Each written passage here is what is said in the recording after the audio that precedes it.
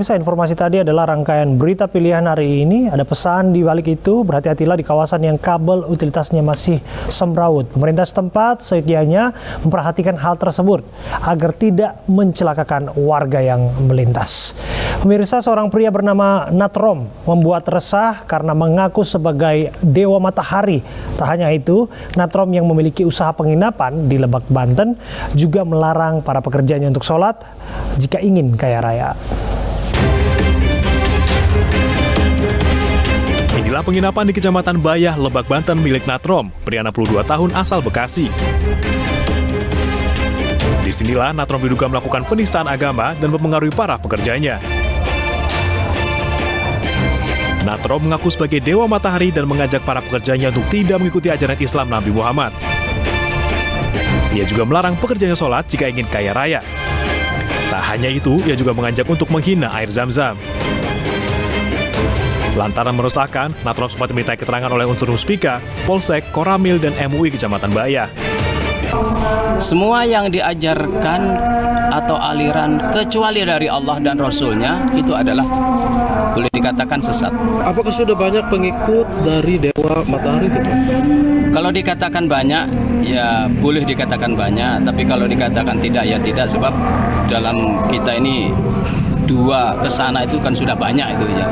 Ya dari saksi itu kan sudah kita dapatkan 2 orang lah gitu yang keluar dari ajaran si ayah tersebut.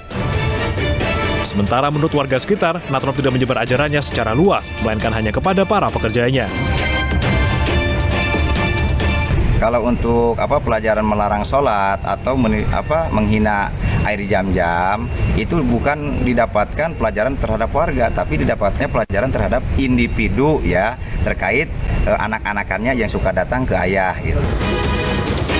Atas peristiwa ini, warga sempat membawa Natrom ke Polsek Bayah untuk menghindari amuk massa. Natrom kemudian dibawa ke Polres Lebak untuk diperiksa lebih lanjut.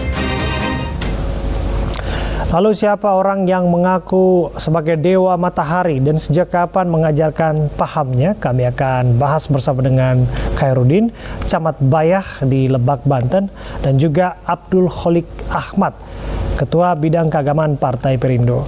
Assalamualaikum, selamat malam Pak Khairuddin, selamat malam Pak Kholik. Assalamualaikum. Ya, sebelum kita bergabung dengan Pak Khairuddin yang sedang memuluskan sambungannya dengan kita, memastikan semuanya baik-baik aja begitu ya. Saya ke Pak Abdul Kholik terlebih dahulu. Pak Kholik, sedikit banyak kita sudah dengar informasinya. Yang kita pernah belajar mitologi Jepang, kita mendengar ada Dewi Matahari. Kemudian peradaban Mesir kuno ada Dewa Ra, Dewa Matahari. Namun ini katanya Dewa Matahari dari Bekasi di Lebak, Banten. Apa tanggapan Anda? Ya, pertama ini agak aneh ya, karena Dewa Mataharinya tinggal di bumi.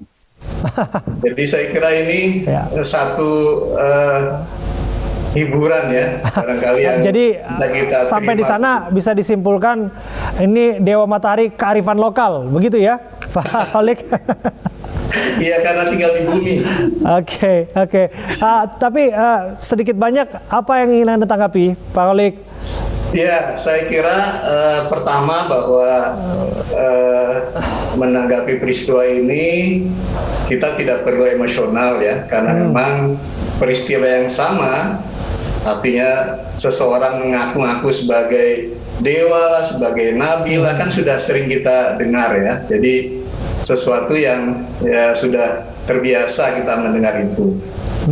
Jadi kita menanggapinya dengan kepala dingin dan tidak kemudian emosional. Saya kira ya intinya bijak lah dalam melihat persoalan ini. Oke, kita dalami ya mengenai apa yang terjadi di sana bersama dengan Pak Khairuddin. Pak Kholik, saya sapa Pak Khairuddin. Selamat malam, Pak. Selamat malam. Ya, sudah bagus sambungannya. Pak Khairuddin, kita ingin tahu, ini Dewa Matahari pengakuan personal aja, pribadi aja, atau memang kegiatannya menghimpun orang dan menyebarluaskan ajaran untuk tidak sholat? Baik, terima kasih atas kesempatannya. Jadi begini, yang kami tahu lah, khususnya yang saya tahu, secara pribadi saya tidak mendengar saudara Natrom ini ya yang mengatakan bahwa sebagai Dewa Matahari. Karena memang ketika kami kumpulkan di kecamatan yang memang tujuannya untuk klarifikasi dari informasi-informasi beberapa warga yang katanya mengatakan bahwa yang bersangkutan ini seperti itu. Tapi yang kami dengar pada saat klarifikasi ya yang bersangkutan menyangkal. Jadi sebutan Dewa Matahari ini sebenarnya tidak muncul kalau kami tidak mendengar muncul dari mulut yang bersangkutan. Oke. Gitu. Karena saat diklarifikasi di kantor kecamatan pun di aula itu tidak ya menyangkal lah terkait dengan Dewa Matahari. Cuman memang dari warga yang katanya pernah mendengar itu aja yang kami tahu. Ya, nggak mungkin kemudian informasinya menyeruak begitu saja dan menjadi sorotan. Kami ingin pastikan ada tidak rekaman atau ada tidak kesaksian dari orang-orang yang ada di sekitar sana mengetahui bahwa yang bersangkutan mengaku sebagai Dewa Matahari. Justru ini tidak ada. Warga ini tidak memunculkan rekaman yang bersangkutan, suara asli yang bersangkutan yang direkam terkait dengan itu. Tapi desas-desusnya ada begitu ya, kuat ya Pak? Ya, kalau desas-desusnya bahkan warga menyampaikan di kecamatan ketika dikumpulkan menyampaikan itu, tapi dari warga. Soal Dari dilarang salah satu sholat, warga. kemudian juga mengharamkan air zam-zam dan lain sebagainya, itu betul? Ya, kalau melarang sholat ke salah satu pekerjanya ya, bukan pengikutnya. Ke salah satu pekerjanya yang kemudian juga pekerjanya ini memberikan keterangan, itu diakui oleh yang bersangkutan. Oke, alasannya? Ya, alasannya yang jelas kalimat dia itu tidak jelas lah. Saat itu ketika ditanya oleh Ketua MUI itu tidak jelas lah. Dia kayak tidak paham lah sebenarnya terhadap agama ini. Oke, jadi kalau kita simpulkan dari informasi yang disampaikan, artinya masih simpang siur ya soal motif. Disebutkan melarang sholat untuk para pekerjanya, bahkan juga disebutkan mengharamkan air zam-zam, begitu ya Pak Camat? Ya, sebenarnya kalau pengakuan yang mantan pekerja atau para pekerjanya ini katanya seperti itu. Tapi kalau melarang sholat bukan mengharamkan air jam-jam lah. Air jam-jam itu seolah-olah bukan air yang istimewa lah buat dia, bahkan air nista lah. Itu diakui sebenarnya. Oke. Kita bergeser ke Pak Kholik. Sudah kita dengarkan informasinya Pak Kholik. Ya. Tapi sudah kadung sensasional, kemudian juga menarik perhatian publik. Anda tadi sebutkan semuanya harus disikapi dengan kepala dingin.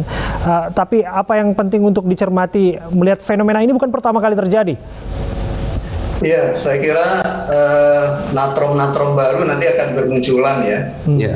Karena pemahaman keagamaan yang masih rendah, saya kira itu faktor utamanya.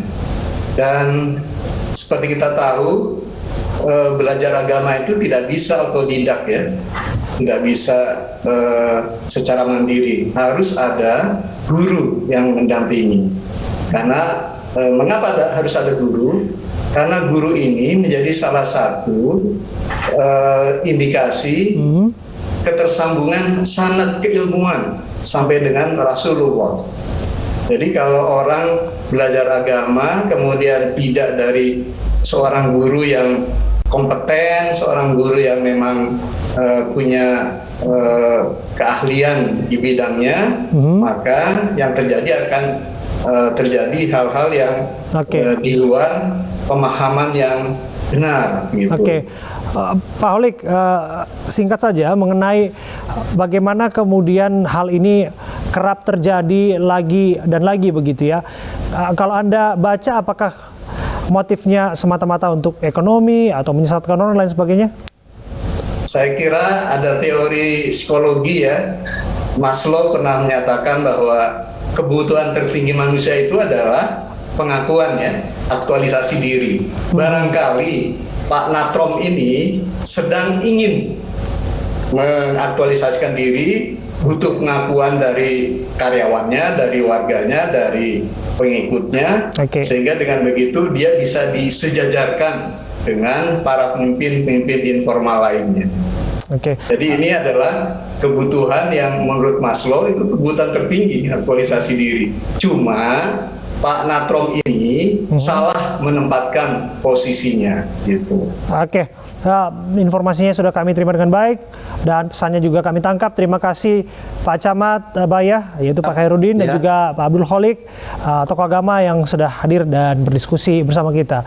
Pelajaran dari sini, kita harus berhati-hati mengikuti setiap pengakuan-pengakuan nyeleneh seperti yang terjadi saat ini. Terima kasih atas waktu Anda.